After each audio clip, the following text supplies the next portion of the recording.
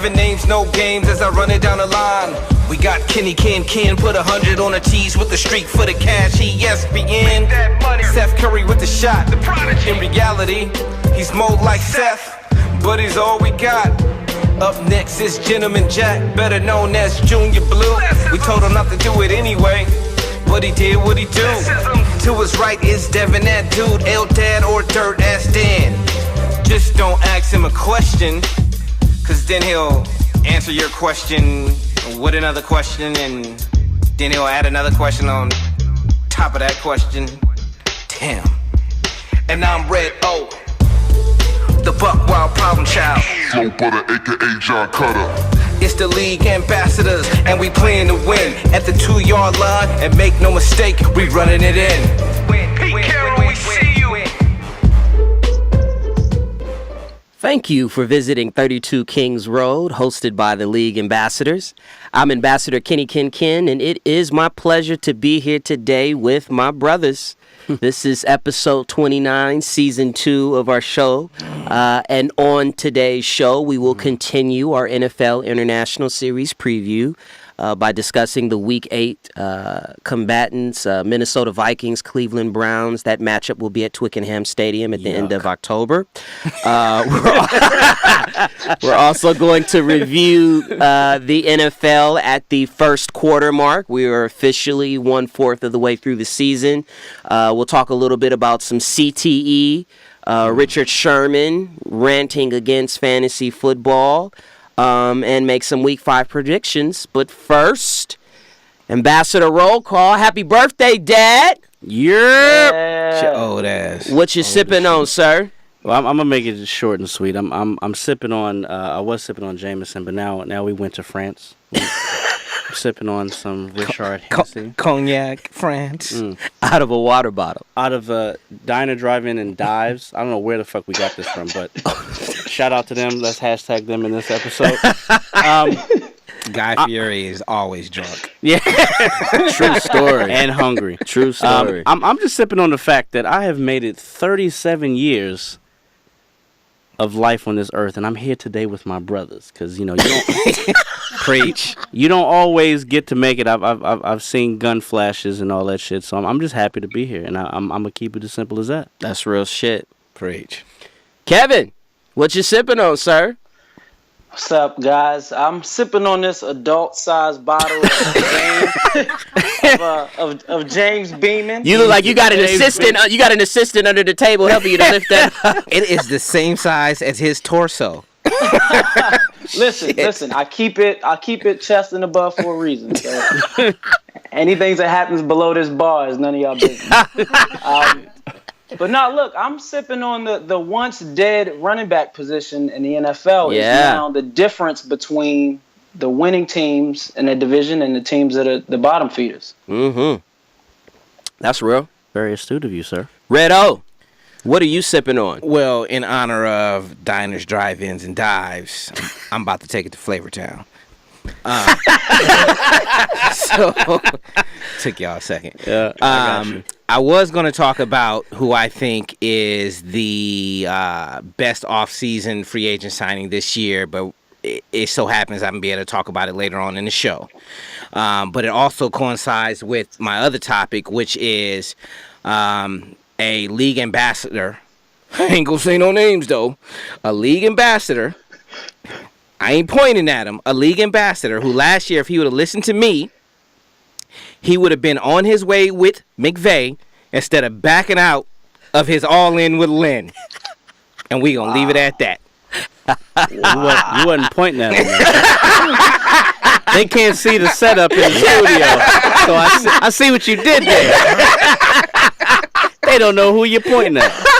It could be less. What a difference a year makes. It could have been less. That's a bird. Man, listen. But wait. It wasn't. Let's get to these teases real quick. First of all, I'm sipping on Stella Rosa. We're going to reach out to our female audience. We want to grow our female audience. So Stella Rosa, black. I know you ladies love that. Pun intended. Okay. Which ladies you talking about, Ken? Let them rock. Let them rock. So as I sip on that, let me give you some teases real quick, game lines, before we get to what we really want to talk about. These are all going to be game line teases. So start with the Pats and the Bucks. The line is 55.5. Tease that game line down 7 to 48.5. Take the over. And this is going to be a reoccurring theme in this show. The Patriots defense sucks. And it's a short week. There's a lot of points. Take the over in that one. Then we got Baltimore and Oakland. The game line is 47. I want you to tease that game line. Actually, it's 40. The game line is 40. Tease that up 7 and take the under. Yep. Because Baltimore. Keep going. Keep going. And Oakland is starting E.J. Manuel. So there's not going to be any points there. And then finally, we got Jacksonville and Pittsburgh. The line is 44. Tease that game line up 7 to 51 and also take the under. Jacksonville's defense is pretty good. Blake Bortles is not. Pittsburgh's at home. There you go. All right. Now to the real topic. The Detroit Lions owner came out this weekend. Martha Firestone Ford, which for those of you that are not that one more time. Exactly, those of you that are not versed in American That sounds history, privileged. that sounds like a lot of money. You got the car and the tire in her name. Sound like a monopoly. She exactly. She asked her players. She had a meeting with the Detroit Lions last Saturday, and she asked them to please stand for the anthem. And in exchange for their cooperation, she committed to financially support whatever sort of community causes that they wanted to get behind. And she said that she would even put her quote-unquote name on it. So the question that I have for you guys is, number one, should other owners follow suit, since clearly they really want no part of this protest? And then second of all, which action helps the movement more? Is it the money or is it the demonstration? And I'll start with you, Kev. Yeah, well, we've actually seen this before in American history, where we think that we can just throw money at a problem and it goes away.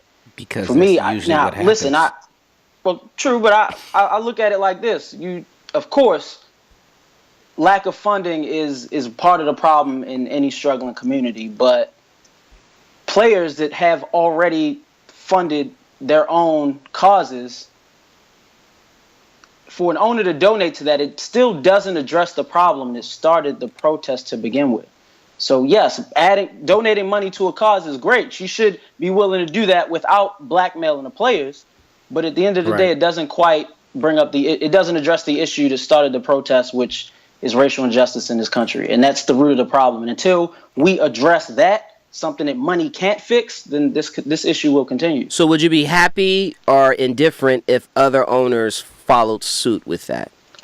I wouldn't be happy, because it's ultimately buying the players, that buying their silence, eliminating this issue, which is a real issue that, again, owners and powerful people, specifically white Americans, continue to run from this problem. It won't address the real issue that we care about. So to me, it would be frustrating for them to continue to hijack the narrative, as Omar said last week. Birthday boy. I think it's bullshit. Okay. I think, again, piggybacking on what Kevin said, trying to throw money at a problem. The only way that money would actually help this situation, which it actually wouldn't, would be to use that money to put it towards police development or training within the police academy. And that's what she said, to her credit. She said whatever community. Cause, yeah. But if it goes there, that still does not erase 150 years of stereotypical. That's not her job. Racism or systematic racism or perceptions that people have about a certain community within our country. It doesn't erase that. I mean, you can't just throw money away, and it does take away the sting of what the actual protest is. It's a black eye to them. It's an eyesore. They want to get rid of it, but it doesn't address any issues, and you can't just throw money at it. Redo. Part of the problem is she's doing something constructive.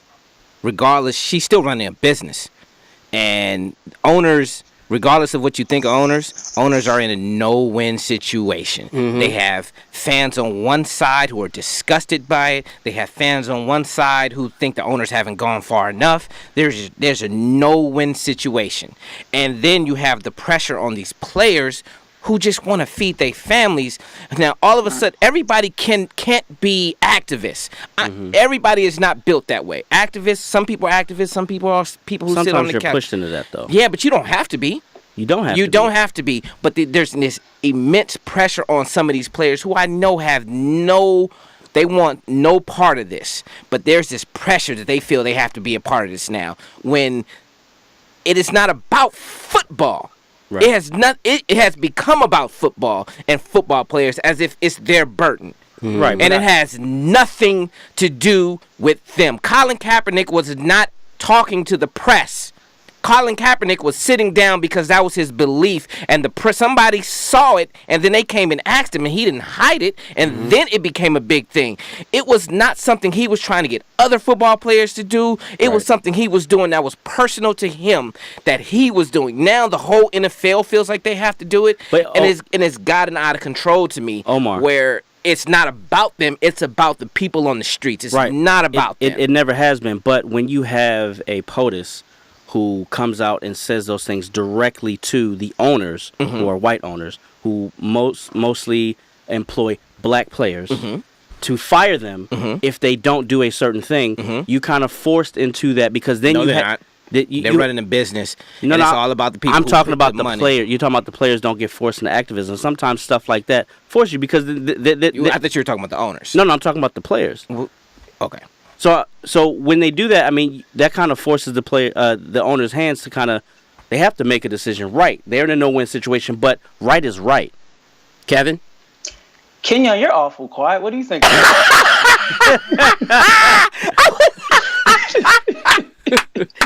was really good. Hey, I was not expecting that. I felt like something was brewing here before I chime in on it. So Omar, then are you okay with what Detroit did, and do you feel like more owners should take that position? It's not that I'm okay with it. I think she sat there and probably really thought out, or her PR firm is really good, and thought out to try to get a happy medium. Yes. Well, she's running a business. You can't be equivocal. Yes, you can. In social injustice. Yes, you can. No, you can't. Yes, you can. Social injustice. Yes, you can. In business, not in social injustice. Well, she's running a business. That's what I'm talking about. That's what this is about. That's what the NFL is. That's what the NFL is. That's what this whole thing is. The owners are not concerned about social injustice. They're concerned about their business, and that will never change. If social injustice was putting money in their pockets, then they would be concerned about it. So expecting a leopard to change his spots is not going to happen. So with the fact that if she's living up to what she's going to do, the problem is there's nobody left to give money to in Detroit anyway. So, there's a lot of people. A lot of foundations you can give money to. Why make that comment when you should be doing that shit anyway? Why is that's not her? That's not why she be doing? So, hey guys, don't kneel. I'm gonna put money towards whatever y'all want. She gave an alternative. Yeah, but that's an ultimatum. She's the only one who gave. No, was it an ultimatum or was it? It was an ultimatum because in fact there were two players. There were two Detroit Lions players who still didn't kneel. I think what she was looking for though was for the team, the general team, to basically say we're going to stand in support of the anthem. Which I will take this time again to remind folks. There is definitely follow the money when we talk about the relationship between the NFL and the national anthem, the Department of Defense. There's definitely money there. So she made that sort of compromise there. And to answer your question, Kevin, I mean, I don't see anything wrong with it as long as the right people know where to go with the money. So to your point, right? And it doesn't have to be everybody. It could be one player on the team that this is something new. I'm pretty sure that for each team, there's going to at least be one player. Not everybody's the Seahawks. They loaded with dudes that are about that life. Hey, Doug Baldwin, straight up, salute, brother. So, there's at least one player on each team to where they are smart enough, thoughtful enough to be able to say, okay, that's fine. I'm going to take you up on that offer and let's put money and further raise awareness. And actually, there's an opportunity, I think, to enhance the movement. Kevin? Well, I think you made a good point, and kind of back to what Devin and Omar were going back and forth about. You can't have your cake and eat it too. You're a business person in this spotlight where you have multiple stakeholders involved. you have to cross that line. You have to cross that line in terms of corporate social responsibility. You can't sit back here and say, oh, I don't want politics involved in my football. Everything about professional football is politics. I mean, just look at if from a team offering a guy a contract to a player leaving a team and going somewhere else to a team relocating cities to using tax money to pay for a new stadium, that's politics. So the issue here isn't, you can't just simply say, I don't want politics in my football. Let's just be honest. You don't want to deal with the issues that black people have brought to light, and it's been going on in this country way before its inception. And I think the problem is that it's simple. People in this country don't empathize with those who don't look like them or that aren't on some TV show. It's the only time we can get people in this country to care about something. And I look at it like this. Okay, for this to make sense for someone, look at it like this. If Arya Stark, right, from Game of Thrones, Arya Stark, would you expect her to stand up and salute while the Lannisters are bumping Reigns of Castamere? No. Why? Because that song, that their logo straight up represents the death of everything that's ever mattered to her. So if you can watch that and think that, oh, that makes perfect sense, but then turn around and not see why a black person wouldn't stand up for your anthem and salute your history, then clearly the issue was that you have problem with black people. I knew you were light-skinned for a reason. But the problem is they have been having their cake and eating it too for so long. Right. So to now the problem is now they can't, and they don't know what to do with it because they've never had to ever choose. They've been printing money for so long and that's so right. You know, so it's when you have to change and you're not good at changing, then that's where therein lies the rub. Just think about this is on a similar topic, but kind of different. If you watched, now, granted, we talked about this, Kevin. It was different for you because you got some semantics with it. But if you watch the Ravens Steelers game, the Ravens had a public announcement. We didn't hear it on TV, but basically they said we're going to kneel to show solidarity for peace. The entire stadium booed. That's before the anthem. They stood up and put their hands over their hearts for the anthem. So what are they booing? If the whole ruse is for them to they don't respect our country, they don't respect the flag, they don't respect the anthem. If you're standing for the anthem and kneeling for solidarity beforehand, what are you actually booing? Which is why the owners are in a tough spot. So if you're a player, then what changes this? I've been saying, Devin, you and I have had this conversation off the show for years now. For me, I think it takes somebody like Antonio Brown, somebody prominent, Dak Prescott, somebody, LeBron James, deciding, look, we're not playing until this country acknowledges what's going on. And because we care so much about sports and entertainment, I think that's where it starts. But nothing will really change until that happens. It's not somebody. They will have to sit down. Two teams will have to not play football. The punter will have to be the only person out there. That's the only way it happens. Marquette King. Yeah, I mean, I hear you on that, and I had very strong feelings, particularly when the Donald Sterling thing happened, where I felt like definitely the Clippers had an opportunity to make a huge statement by not playing, or even just turning their jerseys. I mean, there's so many things that they could have done like, why are you bringing up old shit? that they didn't do. As for this situation, though, I do personally feel if the other 31 owners did what Martha Ford is doing, what she's committed herself to do, and if it was done in a responsible way, I actually think there's a real opportunity there to make some sort of a difference. And so it'll be interesting to see what happens in the days and the weeks to come, because this is definitely not going anywhere, especially when you have starting quarterbacks falling off. Tennessee could sure use a Kaepernick. Check our Twitter feed. There's a poll out there. Let's move on to moments in Handag so that we can get to the goody. Right. Our history, our history segment. I'll be back. Okay. No, that's funny. So for history, we want to look at the participants in the Week 8 matchup that'll happen at Twickenham Stadium. This past weekend was the second matchup at Wembley, which was a boring football game, to say the least. The Miami Dolphins against the New Orleans Saints. Oh, I thought you was talking about the Ravens-Jags game. Oh God. Hey, when did we play the Chicago Bears? The Dolphins never in the Super Bowl, I can tell you that. Pour that water. And it's good. The score in the game Sunday was 20-0. The New Orleans Saints dominated the Miami Dolphins. The Dolphins looked like a team that has traveled in 4 different time zones in the span of 2 weeks. Yeah.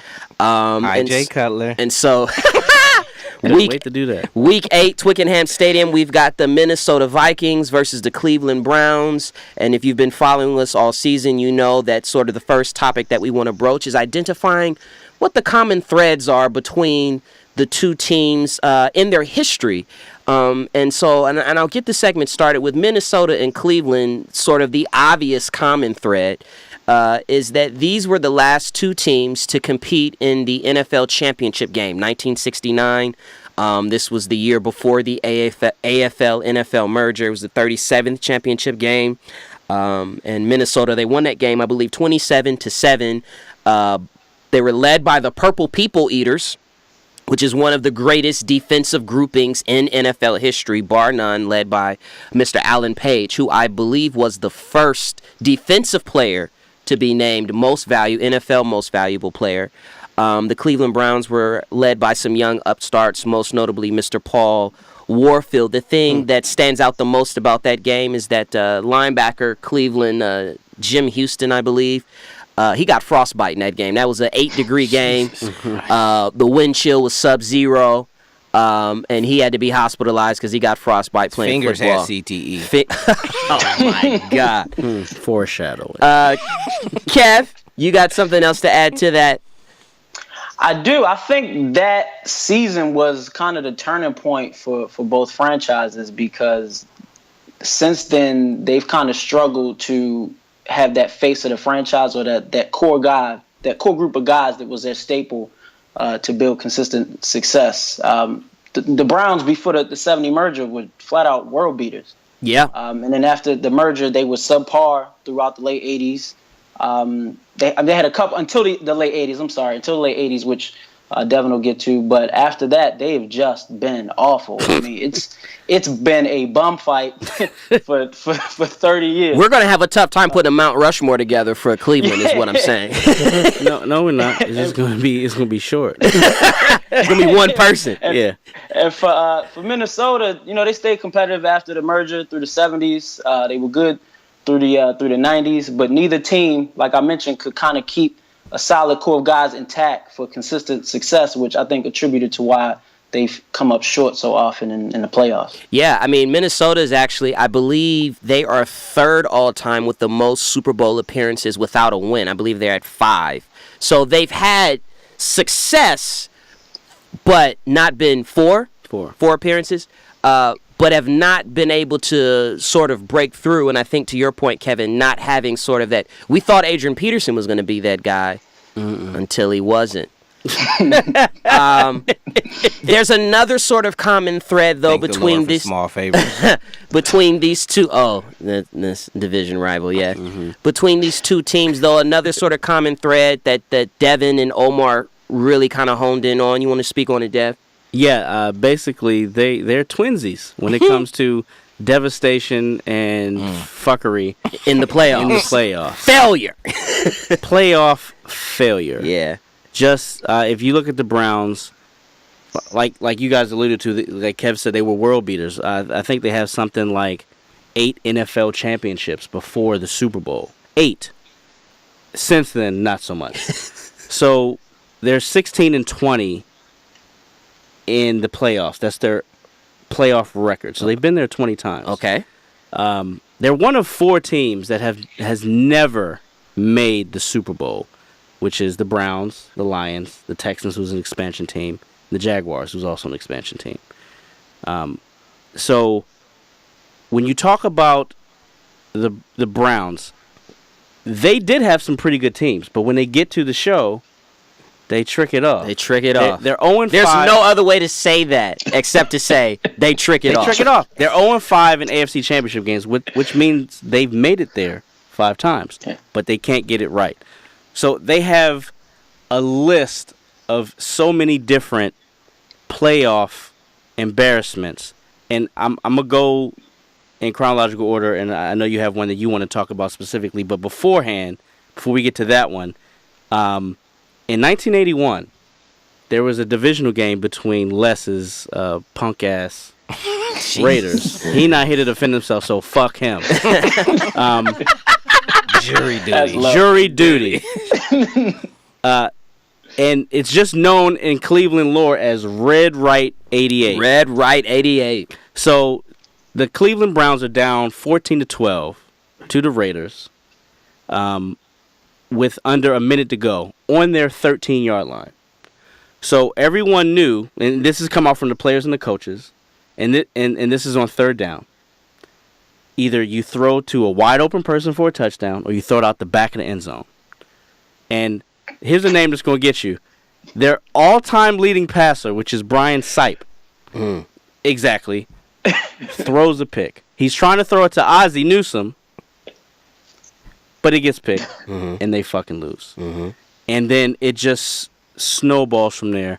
Now, you have something that's very dear to their heart that you want to talk about. 1987. Because he wouldn't be an asshole if he didn't. And everybody in Cleveland who hears these two words, they want to throw up. The drive. And then John Elway.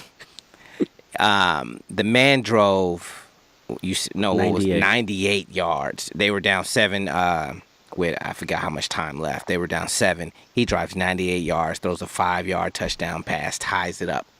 And then they choke again, and Denver scores in overtime and wins the game.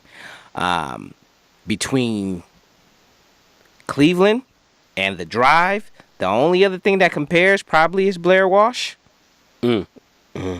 Which is probably what the worst choke in playoff history. I don't know. Besides last year, probably. I don't know about that because in '86 there's actually a game just known as the Fumble. The Fumble. Right? EB. Right. His name is Mr. Ernest Biner. Mr. Ernest Biner. So he Sorry, is EB. Yeah. Hey, he is. You sound like a cool cat, though. They were down 7 to the Broncos again. John Elway is their nemesis. They're marching. He has a wide open touchdown, and a defender reaches out and strips him at the 3, and he fumbles, and they lose the game. It's just known as the Fumble. My grandfather actually showed me that game. There were 2 games that my grandfather showed me on VHS. That's one of them. The other one is the Doug Williams. If we still Denver did, Broncos. we definitely need to whiteboard VHS. Hey, it's in the living room. But the funny thing about the Fumble and the drive, which were 1 year after one another, certain star players from the team kind of flip-flop. So in the drive, you talk about players that balled out. Ernest Biner went off. Yeah. He had like 161 yards, 2 tugs. Kozar wasn't nowhere to be found. But in this game, Kozar had 350 plus and 3 touchdowns. And then it just went to shit. But it just talks. And that's not even the first time, because we talked about 81, but then there's also 85 in the divisional playoff game. They're playing the Miami Dolphins, and the Browns were up 21-3 at halftime in Florida, in Miami, and Bernie Kosar only threw for 66 yards the entire game, 1 touchdown and 1 pick, and they got shut out and lost 24 to 21. In 2000. Who was the quarterback of the Minnesota Vikings when Dennis Green started coaching like he ain't never coached before in his life, and they lost that game? Because I think it was 49-37. They was up 17-14, and then Dennis Green started like just running and punting. Was that was Dante? That was Dante, right? Yeah. Oh, he should have been. Okay. Well, it's funny because I don't know if you guys want to get into it, but Minnesota also has their fair share of postseason blunders, and it kind of seems like, just from listening to you guys go through Cleveland, that those 2 teams, when they get to the playoffs, kind of serve as like the stepping stone for other teams to be great. Like, they led to John Elway's legacy. In '75, Minnesota lost to Roger Staubach on a Hail Mary in the playoffs. The first ever Hail Mary. They coined the phrase because of that. Yeah. Exactly. They became the butt of that joke. And then the 99 team, which I think they won, 15-1. 98. Lost to 98 team. Lost to the St. Louis Rams, who became the greatest show on turf. So I wasn't. No, 99 was Rams. 98, you're talking about the 98 was the Atlanta Falcons. The Dirty Bird. Okay. The Dirty Bird Falcons. with Gary Anderson. And I wasn't old enough to bet, but I lost money in that one because I knew for sure that the Vikings was going to go to the Super Bowl. Everyone knew. They were 15-1. It was Randall was getting his. One of the greatest regular season teams ever. In fact, I would say I would take that regular season team over the Patriots undefeated squad. The only problem is you got one player that plays for both. Hey, what's the common thread? Let's make it full circle. Full circle. But I mean, hey, you talk about you had Randall. Randy Moss, by the way, for those of you that don't know who we're talking about. Randall with his third MVP who he shared. Then you had Randy Moss. Oh, that was his third MVP. But that's not even it, because you had Chris Carter, and you had Jake Reed. Yeah, Jake Reed. And you had Robert You Smith. had Robert Smith. Hey, Mr. Smith. Another common thread. Lead a light-skinned running back. We have a whole show dedicated to that. But if you're segueing, Kevin, into the Minnesota team, they were the original Buffalo Bills. Yeah. Old times. They went 0-4 in the Super Bowl in the 70s. And with the Purple People Eaters. Right. And it wasn't even close, actually. I mean, they have an average loss in the Super Bowl in the 70s of 15 points. The closest was 10. The largest was 18. So it was very consistent how much ass they were getting whipped. And they were actually, even before then, they were the 13-point favorite versus the Chiefs in Super Bowl IV. And they got spanked in that. They're one of 13 teams in the league that have not won a Super Bowl. So, I mean, that's all. I mean, that's like 60% of the league that has actually won it. So, I mean, the league, the parity is there as much as like other leagues, but still, they're one that hasn't actually got there and gotten over the hump. And if you just look at, we talked about some of them.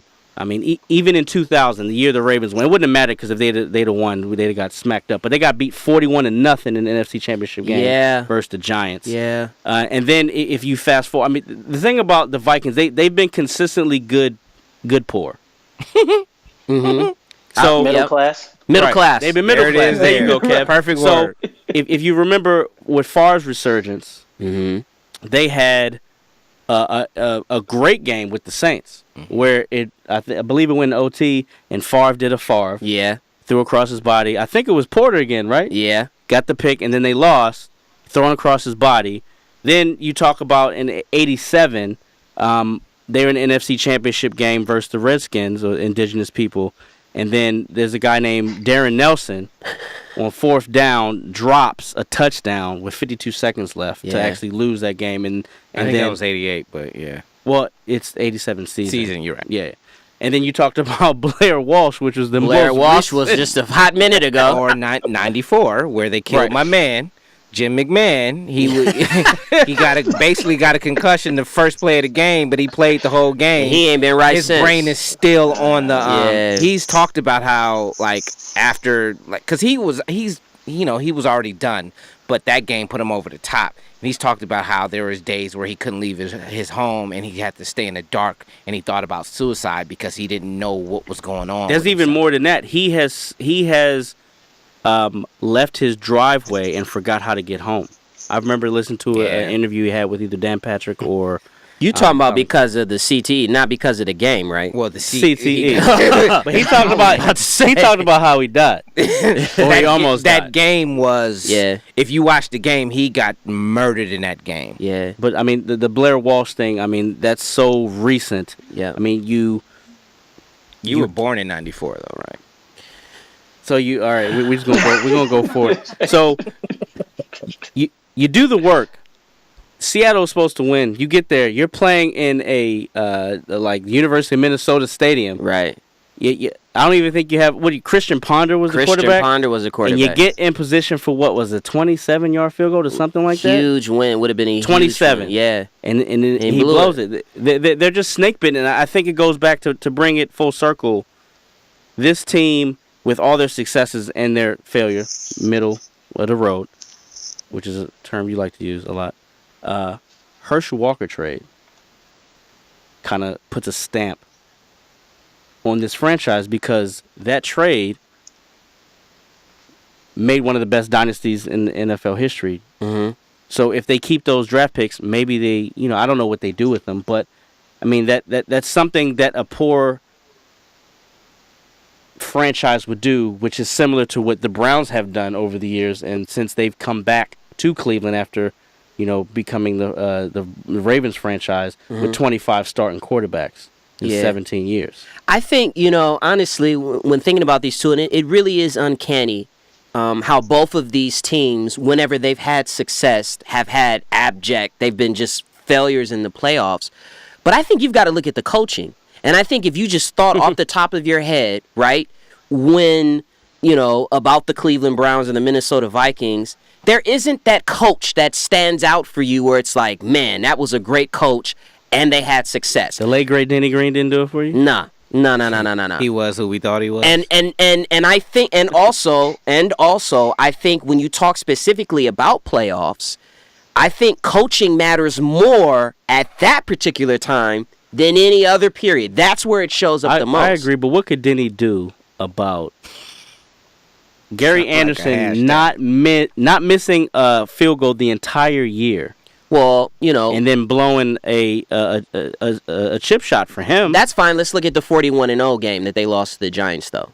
It wouldn't have mattered anyway. A straight up stinker. And actually, and you know what? You say that, and it's funny. And we'll get off of this and go to our football tee. You say that, but I would have wanted to see that offense versus that defense. I would have wanted to see that, and I thought that's what I was gonna get.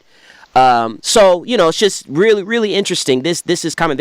I'd say I think the most interesting common thread is here with these two teams because you literally do have two franchises that have just sucked in the playoffs. Straight up. Let's get to football tea. Our hot topics. Let's start with the juiciest one at the quarter mark of the NFL season, and that is the world champion New England Patriots. Ryan, this is for you, our chief diplomat out in the UK. This one's for you, buddy. They're dead last on D. Brady is on pace to be sacked a career high. He's already at 13 sacks. Ooh. Last year in 12 games, he had 15 for the season. Are the Patriots in trouble, Kevin?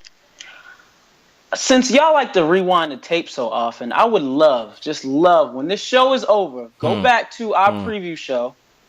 And when, I don't know, the guy that sits at the bar with the wonderful facial hair said, the Patriots are going to have early struggles. And all of y'all looked at me laughing, calling me a homer. I told y'all they were going to struggle out the gate. Now, look, I don't think this is long term. Hey, he is moonwalking. Right. Let me be clear. I think he took us tour on stage. Yeah, he did. Right. I think they win the division, but their troubles early on. If their defense continues to play like this, they become susceptible to teams like Pittsburgh, who has a high caliber offense, the Chiefs, who they've already lost to. If for some reason the Raiders get Derek Carr back and they end up facing them in the playoffs, that may be a problem. So I don't think they're the favorites as everybody thought they were coming into the season. That defense is I got one word terrible. for you. Brandon Cooks. Fucker. Well, the thing is, it's not it's not a talent issue though. They've got guys, Dante Hightower. They're getting Trey not Flowers. Talent, it's personnel. And that's two different things. Because they are the slowest defense They are in fucking the world. slow. They're slow. They are slow. And we've seen we that. saw that in the first quarter of the first game. They don't Right. win unless they make some sort of trade or something. They don't win the Super Bowl. They don't get out the playoffs. But they win a division because Jay Cutler's in the division. Stephen Gilmore, their high-priced acquisition, got benched to start the second half because he doesn't know how to pass a man off from one zone to the other, which is basic football. Sounds like Namdi. But then he had to get put back in because Eric Rowe got hurt. Yeah. So it's really interesting. I think though for me, the bigger issue is not the defense, it's the sacks, guys. Because what's happening is Brady is on the field a lot. These are all comebacks, and it's a lot of passing, and he's getting exposed to a lot more hits. And at 40 years old, Right. He's on the wrong. This is the wrong time to have a career high in sacks. Is what I'm saying. If there's one coach who I think can figure out the sack issue, he has them.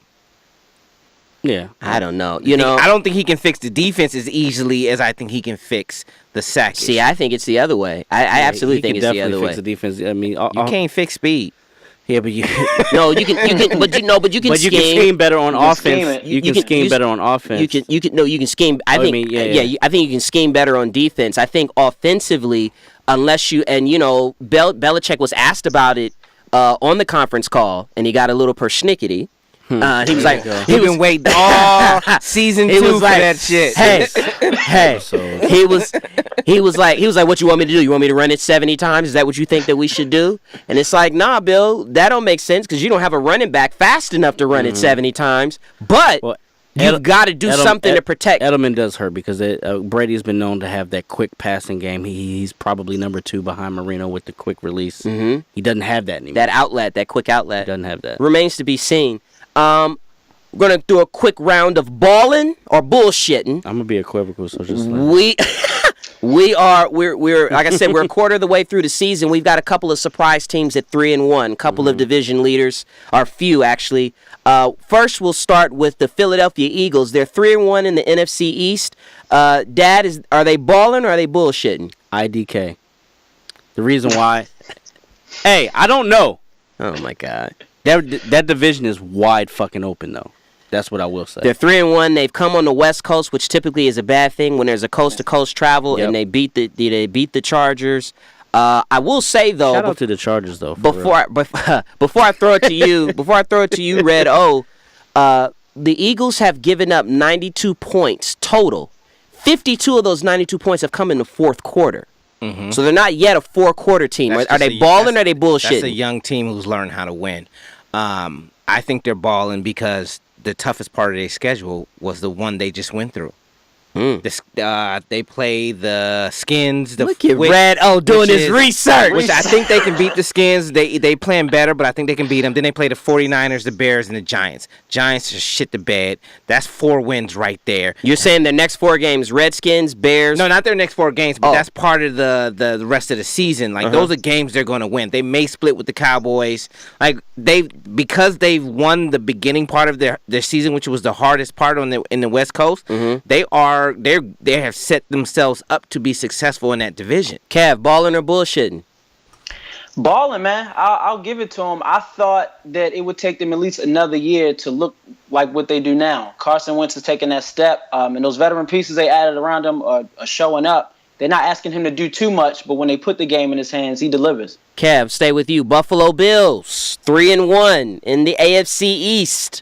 Balling or bullshitting? All of a sudden, he starts sweating. Hey! Hey, listen. Omar throws out his first fact of 2017, and all of a sudden... It was a good one, though. It was good. I get it to you. It was good.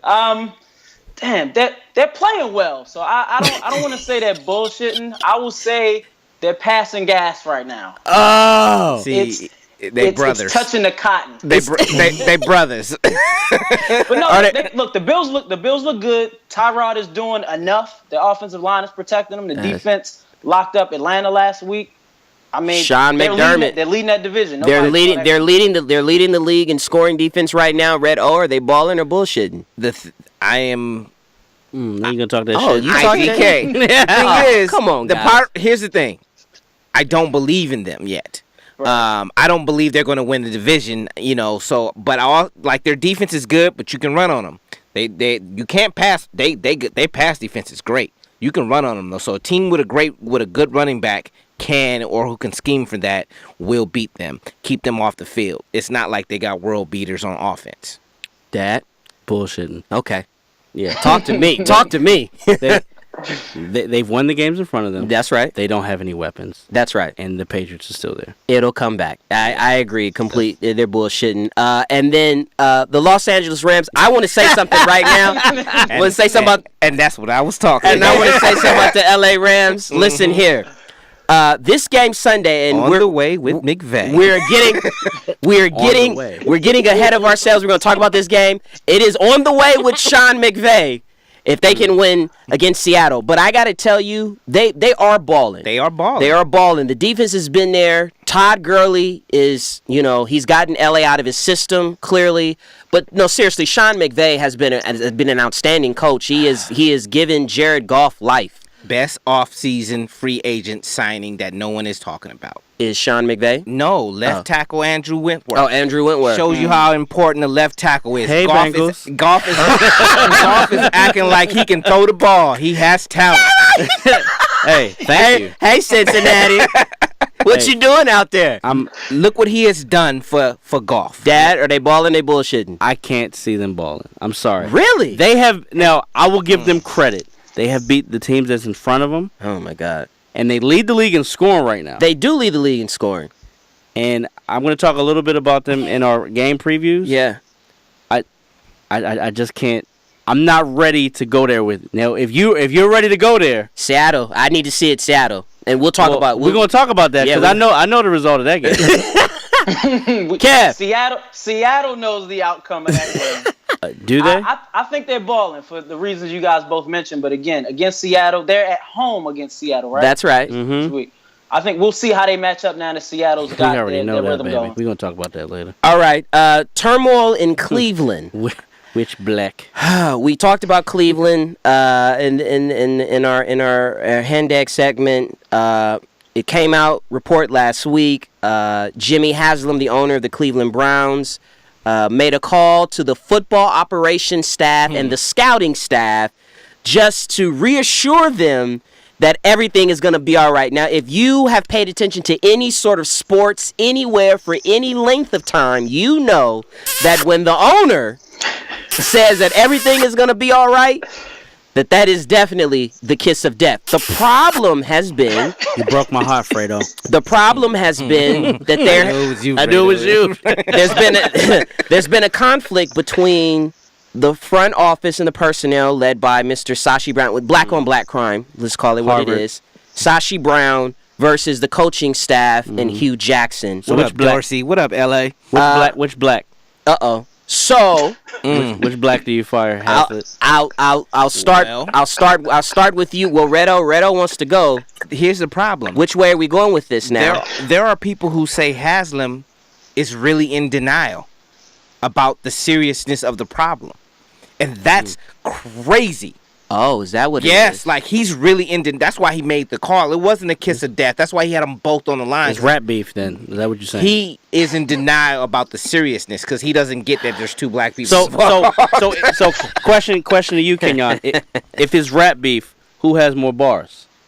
Oh, you got all the bars. All day. Okay, you got all the bars. You drafted these mugs. Yeah, you got all the bars. The thing, it's funny that you say that, Omar, because the reports were that this was the first with this front office and with the hiring of Hugh Jackson. This was the first time where Haslam said, you know what, I'm going to let the football people do their thing. So to hear you say what you're saying means that he's taking this whole denial thing way too far. And now... But it makes sense when you look at the franchise. Exactly. Kev. Yeah, I was gonna say exactly. It's Cleveland. I mean, what did we really expect them to operate like a normal organization? No, it's especially with Hugh Jackson as a head coach. Look, affirmative action is not gonna work out in his favor by the end of this season. You think so you think Hugh Jackson goes and not the front office? They have to go with the front office. I don't want they can't Hugh do another to go, coach. but that's the Cleveland way. It's how they operate. I agree with Omar. If it makes sense, which again we're talking about Cleveland, so that sounds it's a misnomer. But if it makes sense, you can't get rid of another coach. You have already to done go that front before and office land-based because Hugh Jackson. You see the improvement with the players that have zero talent. So you have to go front office. It's not the coach. We know Hugh can coach, but offensively, that man. I can will coach. say that I have been disappointed with them this year, though. I think we all have. I think, and I mean, there's still hope. I said that they weren't going to finish at the bottom of the AFC North, and, Cincinnati's only one game up, so we'll see. That loss this past Sunday was huge, but 30-something to nothing. Okay, Richard Sherman. Smart man.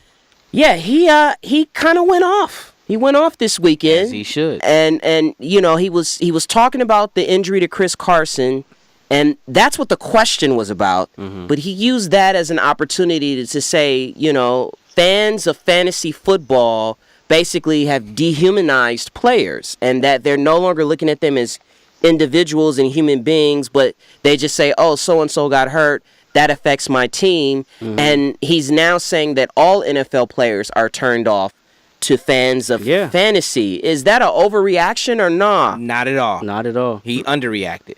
That's 100%. Really? Yeah. Well, you think about it. It's people that you give an inch and they take 3,000 miles on social media. It started as a small joke years ago. Like, people used to joke about it. But as more and more people got into fantasy football and fantasy sports and fantasy gambling, then you have people who are that joke went to seriousness. It started as, okay, we're gonna tiptoe across the line, Kev? But now it's y'all don't. It doesn't matter what happens to y'all. My teammates are down, and they're hurt, and all you care about is your fantasy. Kevin.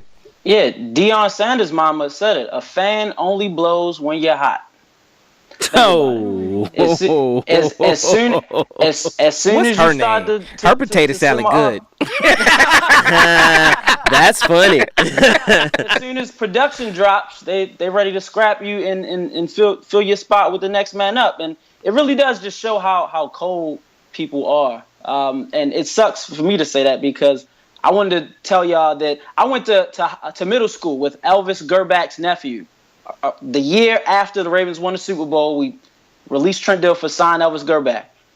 If anybody remembers how bad he played, we abused his nephew. Oh my God. I mean, he could probably be in like a mental institution now. It was that bad. But over what? Because his uncle wasn't good at playing football. Like, people are grown adults. We cut the motherfucking Super Bowl quarterback. But I'll say this. Like it was his fault. Like it was his fault. Now, Right. fantasy sports has brought a lot of casual fans to the table, and eyeballs and money. So NFL likes that.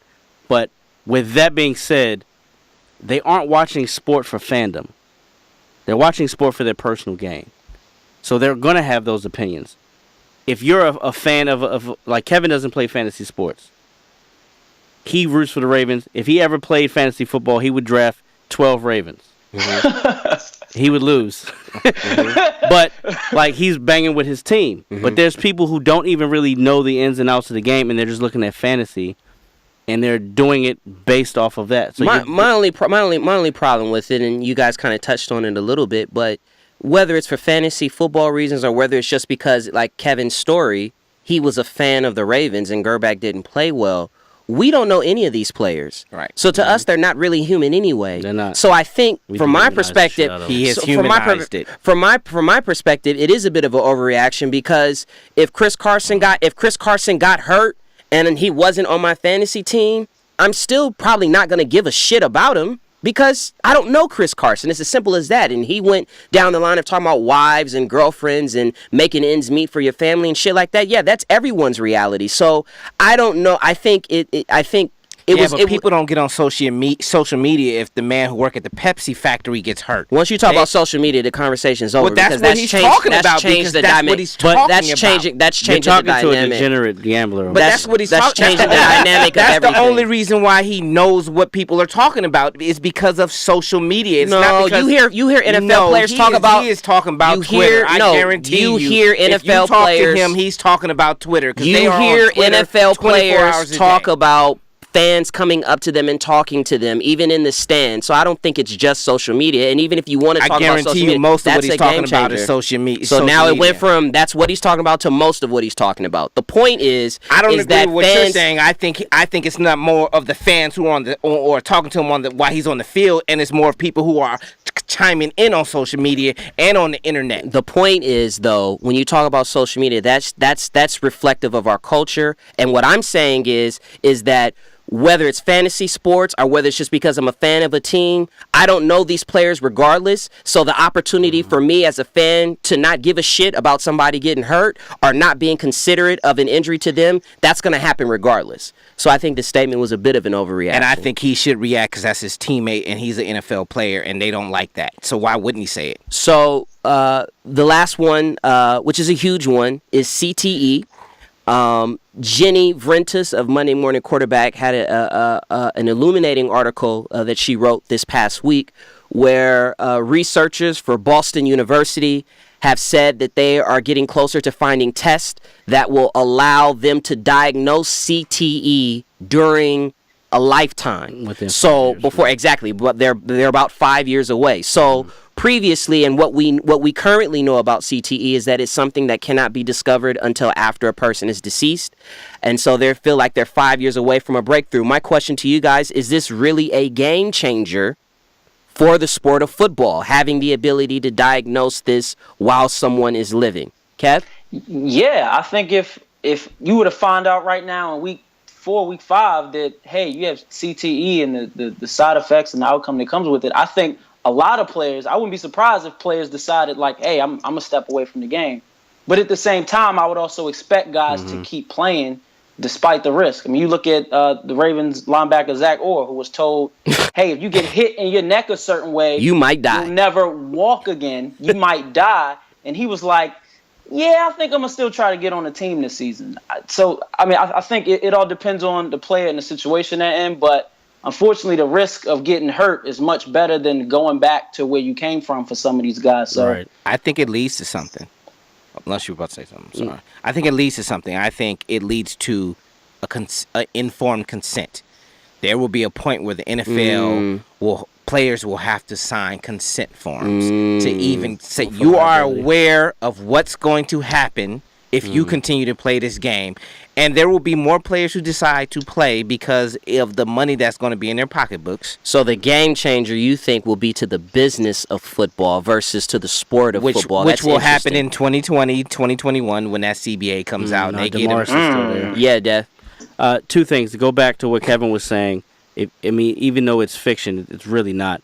The movie with Willie Beeman and Lawrence, what was that? Any Given Sunday. Any Given Sunday. Lawrence Taylor was 1,000 years old. Just shoot me up. I'll do whatever. I got to get my bonus. That's definitely going to happen, regardless of what the reports say. Secondly, I think the biggest question is how much influence will the NFL and the NCAA have on the studies that are shown within those CTE reports? Like, will they hide those? How much influence will they have on the doctors that actually perform it? Will they release that shit? Will they allow the players to see it? Because Kevin put in our group chat that we talk throughout the week a very good interview with Terry Crews, the actor, comedian's old football player, who talked when CTE got brought up, and everyone's talk. He talked about how he just got his letters for the NFL CTE stuff, but like, what about college? Because the shit starts way before that. That's right. The secret's out. You can't go backwards once the secret's out. They're doing independent studies. The NFL is that they tried to hold it in. There's nothing else they can do now. But he has a point there, though. It's not you just don't get to the NFL and then that's when your brain starts getting fucked up. No, I get that. But because the college has a lot more to lose because they're not paying their wages to their slaves. I mean, I'm sorry, their employees anyway. And on that note, we will keep moving on to fantasy feedback and game picks. Let's look at what our records are so far. Yes, let's look at them.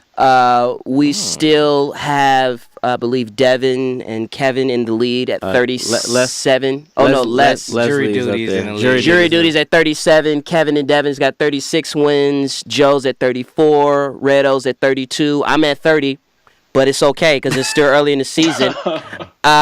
First game, Seattle and the Rams. Again, for me, this is a key game. I'm watching this game intently. Can you stand prosperity? It's the reason why I thought Houston would beat Tennessee. Tennessee came off a big win against Seattle. Go to Houston, get stomped out. Rams, big win against the Cowboys. Now they got Seattle at home. The old lineman, the replacement for Fant, is out. Cliff Avrill's out. Yep. Chris Carson's out. Who you got, Dad? I got the Rams. After all the shit I talked about them because I said I had something for it. No, they have their number. Period. Yeah. And then if you look at that offensive line, which you alluded to, Trash. and Aaron Donald is back. Yeah, he is back. And I mean, granted, who cares if it's in LA? Because you just made the argument for their balling. No, they're gonna fuck them up this week. But they still bullshitting? Yeah. Ain't that a bitch? Red-O. Rams. Kev. They gonna outscore them. I'm convinced. Hold on. I'm convinced that you have to Omar do to win. ate less and then got his ability to make quick and concise points. Seattle knows how this is going down. That's pretty Rams funny, win this game. Kevin. Rams win. Rams win this game. Rams win the game.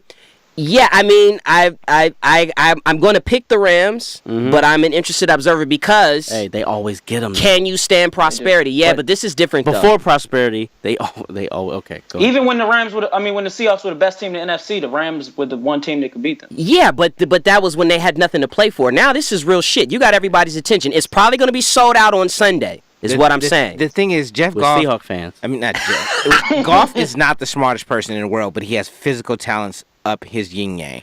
But that defense is getting better week by week, and if that defense continues to get better and they keep scoring points and Gurley keeps scoring points, Aaron Donald.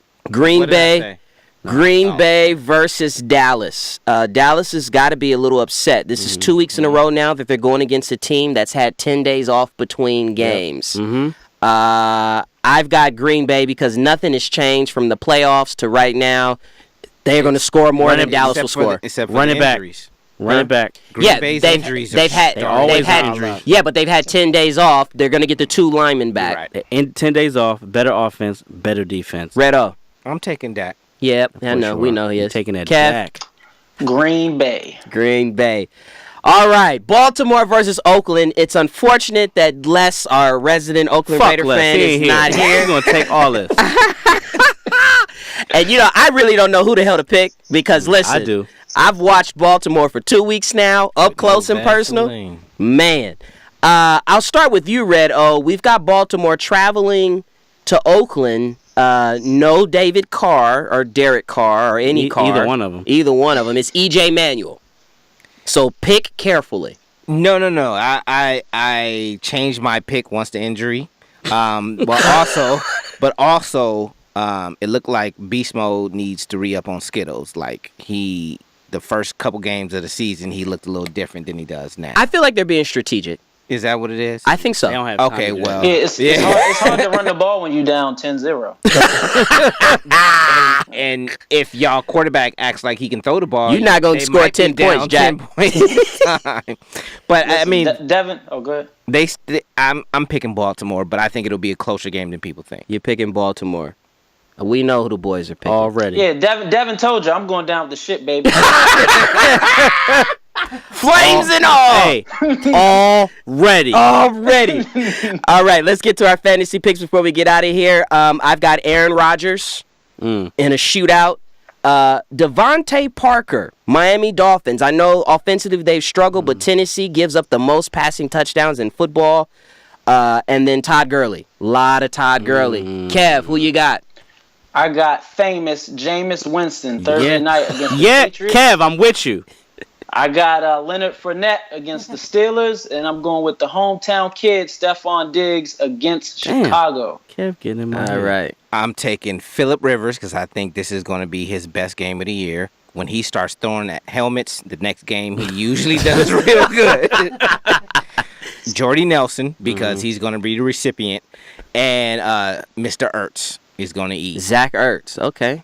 I also have Jameis. I got them beating the Patriots on Thursday at home. Okay. I also have Stephon Diggs with no Cook, and then Mr. Glass is back.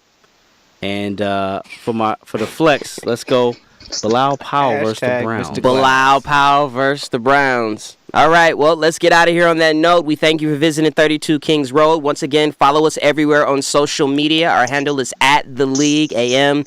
Visit our website, leagueam.com. Check out Diplomatic Immunity. Kevin, will the game reviews be back this week? Tomorrow, baby. I'm Tomorrow.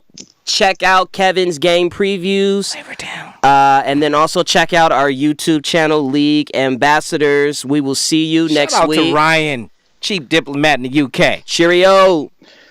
Y'all ain't middle class. Y'all just the good poor. 7 names, no games as I run it down the line. We got Kenny Ken, put 100 on a tees with the streak for the cash. ESPN, Seth Curry with the shot. The prodigy. In reality, he's mowed like Seth, but he's all we got. Up next is Gentleman Jack, better known as Junior Blue. We told him not to do it anyway, but he did what he do. To his right is Devin, that dude, Eldad or Dirt Ass Dan. Just don't ask him a question, cause then he'll answer your question with another question, and then he'll add another question on top of that question. Damn. And I'm Red O, the Buck Wild Problem Child. Flow butter, aka John Cutter. It's the League Ambassadors, and we playing to win. At the 2-yard line, and make no mistake, we running it in.